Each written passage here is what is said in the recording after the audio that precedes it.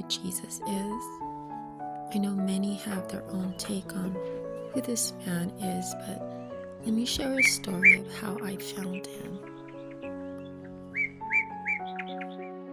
Many years I suffered of anxiety and fear of the unknown, and the thought of passing to the other side crippled me, and I took a long journey to find the true meaning of life.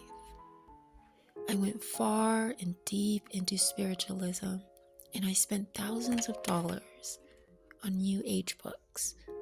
My library consisted of endless books of numerology and Western astrology and Chinese astrology, psychic reading, and the list went on. I read and I read until my mind was consumed with ancient knowledge that I thought would solve all my problems, but it didn't. I have gotten so far into the rabbit hole that all that was around me was darkness and more confusion.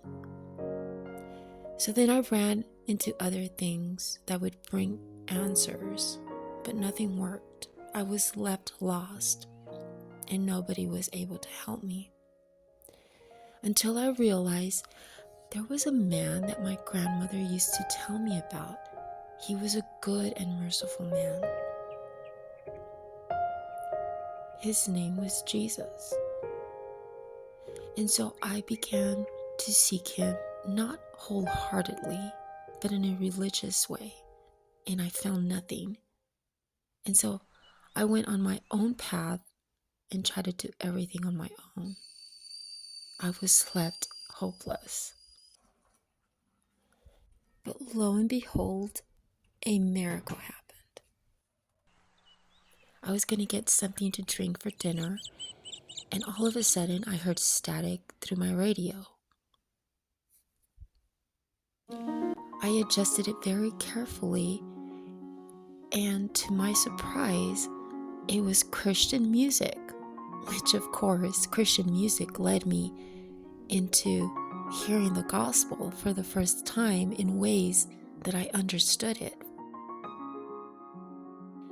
And so I realized then that was my answer, and I needed to surrender completely to Jesus. Not in a religious way, but in an authentic way. And when I did, with the help of the Holy Spirit, of course, I was born again. Everything changed. I was never the same. It's been many years now, and this is not some kind of trend on my part, because this knowledge of Jesus, it never gets old. I mean, Jesus speaks to me every day.